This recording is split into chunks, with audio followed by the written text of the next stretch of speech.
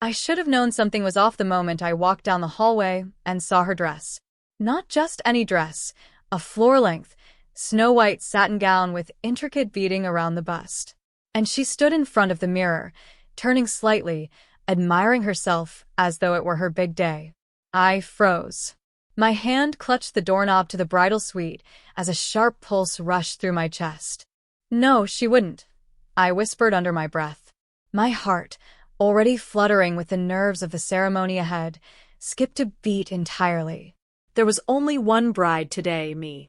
My name is Lila, and this is the story of how my mother-in-law tried to steal my wedding, and how I took the entire day back. Let me take you back to that morning. Everything had been perfect, or at least it looked that way on the surface. My bridesmaids were already dressed, champagne glasses in hand, while the makeup artist applied the finishing touches on my eyes. I kept thinking about the look on Ethan's face when he'd see me in my dress. After all we'd been through, this moment was sacred. But when I stepped into the hallway to check on a delivery mishap, that's when I saw her. Cheryl. Ethan's mother, wearing white. And not just white, a bridal gown. Not ivory.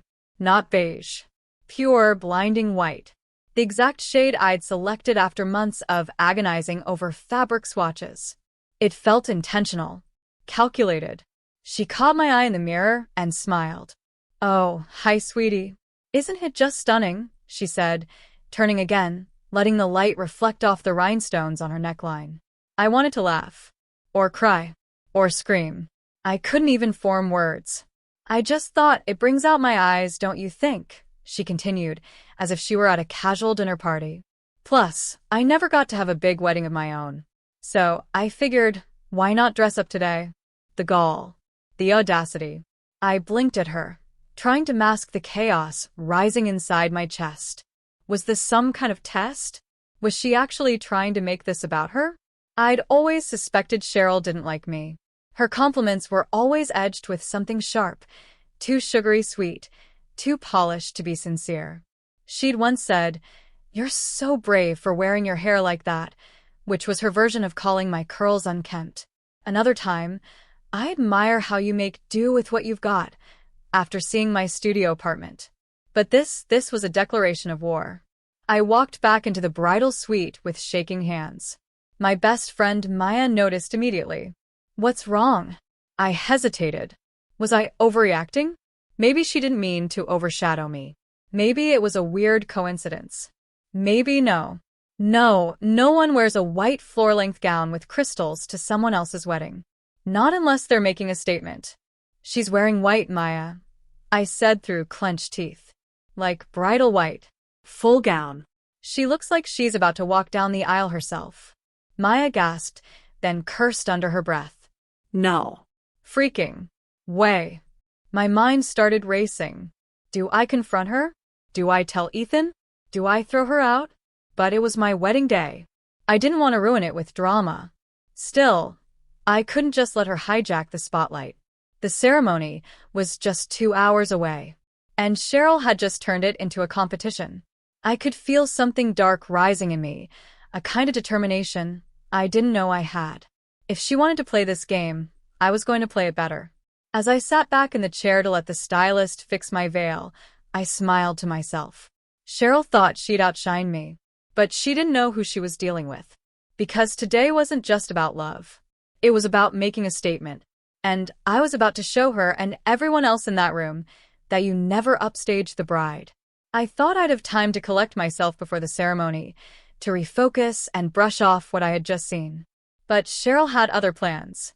20 minutes later, she strutted into the bridal suite uninvited, carrying a tiny gold clutch and oozing fake warmth. "Oh, honey, you look so beautiful," she said, scanning me from head to toe like I was a project she had once started and never finished. "That dress is simple, but elegant. Very you." My jaw clenched. I could feel Maya stiffen beside me. My mother, sitting quietly in the corner sipping tea, gave me a sideways glance, her expression unreadable but wary. She, too, had always sensed something off about Cheryl but had never said it aloud. I forced a smile. "Thank you, Cheryl. "And your dress, wow. Quite the choice." Her face lit up. Isn't it? I wanted something classic that would photograph well. Photograph well. Of course. That was her game. She wasn't just crashing my aesthetic. She was trying to insert herself into every shot, every memory, every part of this day that should have been mine and Ethan's. You know, she added, fluffing her hair. Some of the guests already thought I was part of the bridal party. Oh, really? I asked, voice dry as dust. She nodded, leaning in slightly, like she was letting me in on a secret. Someone even asked me if I was the bride. Can you imagine? My hand curled around the edge of the vanity. My nails dug into the wood. I wanted to scream, but instead I smiled wider, so wide it almost hurt. Well, I hope you told them the truth. Her lips twitched. Of course, darling. After she left, Maya turned to me. We need a plan. She's not going to stop, I whispered. This is just the beginning. She's trying to provoke you, Maya said. If you react, you look like the crazy one. But if you don't react, she wins, I finished. My heart was pounding in my ears. The ceremony was getting closer by the minute, and I was expected to smile, pose for photos, and act like nothing was wrong while Cheryl paraded around in a faux bridal gown. I tried to focus. I really did. But the thought of her floating down the aisle, making eye contact with guests, drawing whispers and side glances, it made my stomach churn. I hadn't told Ethan yet. I didn't want to start our wedding day with accusations and family drama. But a part of me feared he wouldn't see the problem. He'd probably brush it off as Cheryl just being Cheryl. He didn't see the way she looked at me when he wasn't around. The subtle digs. The way she constantly reminded me of how lucky I was to be marrying her son. This wasn't just about a dress. It never was. It was about control. And she was trying to remind me, loudly and publicly, that this wasn't my family. Not really. Not yet. 30 minutes before the ceremony, I stepped into the hallway again and peeked through the door to the reception room. Guests had started arriving. The soft hum of music and laughter echoed from the far side of the venue. And there she was. Cheryl stood near the floral arch, greeting people with outstretched arms. Her dress shimmered under the lights. She looked like a queen, basking in attention. A few people glanced her way, their eyes wide, some whispered. Others looked confused. She smiled through all of it, like she owned the place. I felt sick. I can't let her do this, I whispered. I won't. Maya appeared at my side. Then let's show her. She pulled out her phone. Do you remember the backup look we got for the reception? The sequin cape? I said. Yes. That high-drama, goddess-level look you said was too much for the ceremony. I blinked. She wants a show? Let's give her one. I hesitated. But if I wear that now, you'll own every second of that aisle. You'll burn the memory of you in that gown into everyone's mind. You'll erase her. I closed my eyes. I could see it. Me walking in, not just as a bride, but as a force. A vision no one could compete with. And suddenly, I wasn't afraid anymore. I nodded. Let's do it. We rushed back into the suite. Maya and the stylist began working fast, transforming my look. We added the dramatic sequin cape, switched my hair into a bold updo, added a vintage diamond clip from my grandmother's heirloom box, and darkened my eye makeup just slightly. The result? Unreal. I looked at myself in the mirror, and for the first time that day, I felt powerful. I wasn't just a bride. I was a storm. She's not ready for this, Maya whispered behind me, grinning. As I stepped toward the double doors of the ceremony hall, my dress gliding behind me like liquid light, I knew she had started the game. But now, I was about to finish it. As the music began to swell and the double doors opened, all the chatter in the room fell into a hush. Every head turned, and then I stepped in. The silence deepened. Not a breath, not a whisper, just wide eyes and parted lips. Even the officiant, who had been thumbing through his notes, looked up and froze. I moved slowly, intentionally. My veil cascaded behind me like a silken waterfall, and the sequin cape shimmered with every step. Candlelight caught the beating, reflecting 1,000 tiny stars onto the polished floor. I didn't need to look around to know they were watching. I felt it. Even Cheryl. Especially Cheryl. Somewhere to the left, I saw her stiffen, her expression faltering as the reality sank in. This wasn't her show. This wasn't her moment. It was mine. And she couldn't outshine what she couldn't even understand. As I reached the altar, Ethan turned, and the breath caught in his throat. His eyes welled instantly. Not the casual, expected tears of a sentimental groom, but something deeper. Something raw. "You look," he whispered, "unreal." I gave his hand a gentle squeeze, holding his gaze, knowing that in just moments, everything might change. The officiant began. Words blurred together. Vows, promises, smiles exchanged through emotion-filled glances. But my mind was elsewhere, torn between the beauty of this moment and the storm I knew was building. Then, right before the rings were to be exchanged, someone coughed. Loudly. It came from the second row. Cheryl. I dared a glance. She wasn't even looking at me or Ethan. She was staring down at her phone, eyes darting across the screen. Then she leaned toward the guest beside her and whispered something with tight lips. I couldn't hear her, but I knew. She was unraveling, losing grip, plotting. The officiant paused, confused by the sudden disruption, but Ethan gave him a reassuring nod and motioned for him to continue. And then, just as we were about to say our vows, Cheryl stood. I'm sorry, she said loudly, but this whole thing is a farce. Gasps rippled through the room. Ethan froze. His hand slipped from mine. The officiant looked like he'd been hit with a brick. Cheryl stepped forward, holding her phone up high. Her voice trembled, not with fear, but with fury. I wasn't going to say anything. I tried to stay quiet. But I can't let my son marry someone who's been hiding things from him. My breath caught in my chest. What? What are you talking about? Ethan demanded. She's not who you think she is. Cheryl yelled. This morning, I got a message. From someone she used to be with. Someone who sent photos. Messages. Proof. Lies. Or some twisted version of an old truth. She handed her phone to Ethan. He looked down. Scrolled. Silence.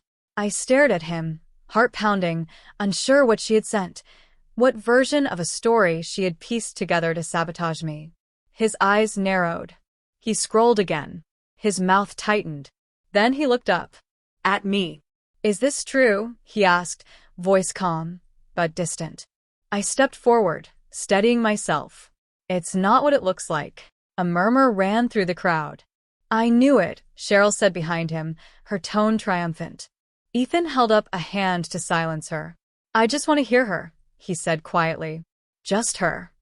I nodded, swallowing the lump in my throat. I did know the person who sent that.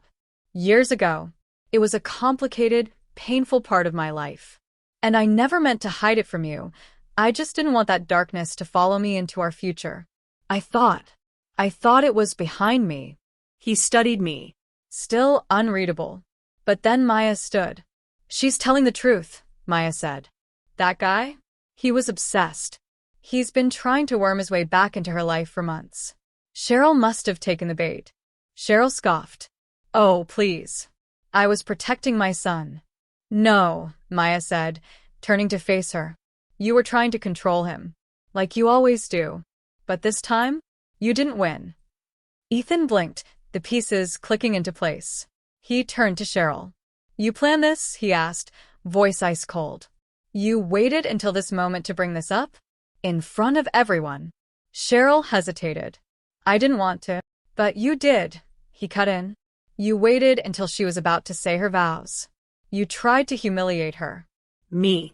On our wedding day. She and I have been divorced for a long time, but out of respect for my son, I've tolerated her interference far longer than I should have. But tonight, she crossed a line. He looked over at me, smiled. Proud.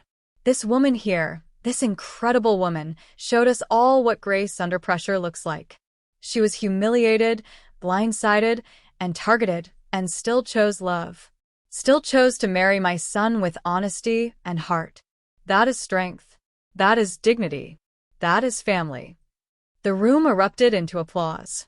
I stood, stunned. Tears stung my eyes, not from pain, but from being seen. He went on. For anyone who received messages from Cheryl recently, I ask you to ignore them. She's acting out of bitterness, not truth. And from this day forward, her actions are her own. She no longer speaks for this family. And then he stepped away. Just like that, the silence Cheryl had always relied on was broken. The room roared in support. Strangers toasted to my name. Even Ethan's brother, who had barely said a word to me during the engagement, came over and whispered, "I'm sorry I ever doubted you. You've got more backbone than the rest of us combined."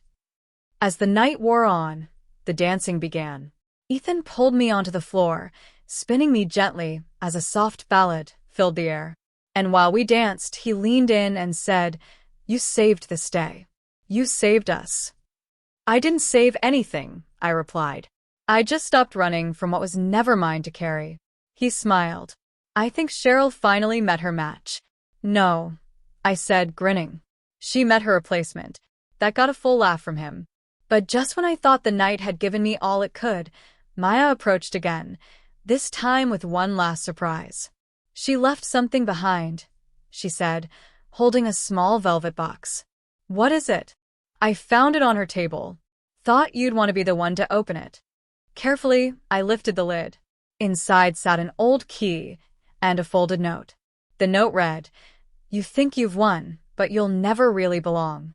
This family was mine first, and I'll never let you forget that." There it was, the final threat, the last desperate claw. I turned to Ethan and handed him the box. "I don't need this. It doesn't scare me." He nodded and handed it to the bartender with a smirk. "Can you toss this in the fire pit out back?" "With pleasure." As the flames consumed the box, the night felt cleaner, lighter, Free. Cheryl may have tried to steal the spotlight, but in doing so, she only made mine shine brighter. And as the guests danced beneath the stars and the laughter grew louder, I realized something powerful. This wasn't just a wedding. It was a declaration, a coronation. And I hadn't just married the man I love. I'd claimed my crown. A week had passed. The wedding photos were being developed, thank you cards were being written, and the glow of that unforgettable day still lingered like soft sunlight through the curtains of our new home. But then, on a quiet Thursday morning, something unexpected happened. A knock on the door. I opened it slowly, not expecting anyone. And there she stood, Cheryl. No makeup, hair pulled back. And for the first time since I'd met her, she looked tired, really tired. We stood there in silence for a long moment, the weight of everything unsaid heavy between us. Then she finally spoke. "I wanted to talk." I raised an eyebrow. "Why?" "Because I didn't come to ruin the wedding," she said. "Not at first. I didn't want to feel forgotten. Like none of it mattered. Like I never mattered." There it was. Not an excuse, but a confession. She looked down, fidgeting with the hem of her sleeve. "When I saw how happy you were, how much Ethan loved you, it scared me. I've been holding on to bitterness for years. For what I lost. For the choices I made. And when I realized I couldn't control him anymore, I lashed out at the only person I thought I could still hurt. I said nothing. Not out of cruelty. But because I could feel the truth in her words. The rawness. The unraveling. I saw the photos," she continued softly. "You looked beautiful. Like you belonged. And I hated that. Because deep down, I knew you do." The old me might have gloated. Might have smiled at her fall from grace. But the woman I was now? She'd seen too much. Grown too far. "You know," I said quietly, "you didn't just hurt me. You hurt Ethan. Your son. The one person who wanted you there even after everything." Cheryl nodded, eyes glassy. "I know." There was a long silence. Then I said, "I don't know what you expect from me. Forgiveness." "No," she whispered. "I just wanted you to know that I was wrong. And that maybe you're exactly what this family needed." With that, she turned to leave. But just before she stepped off the porch, I called out. You still have time, I said. To be someone Ethan's proud of again. That part's up to you. She paused. And then, without looking back, she nodded. And walked away. Maybe that was the real win. Not the applause. Not the takedown. But the peace that followed after. The kind that comes not from revenge, but from release. Later that night, Ethan held me close as we sat on the couch, wrapped in a throw blanket, sipping wine. Was that really her? He asked. I nodded. Yeah. And I think she's finally done fighting. He smiled gently. That's because she lost. No, I corrected. It's because I stopped playing her game. He leaned in, kissed my forehead, and whispered, That's why you'll always win. And in that quiet moment I realized, Cheryl wasn't the storm. She was just the wind. But me? I had become the mountain, unshaken, unmoved, and eternally rising.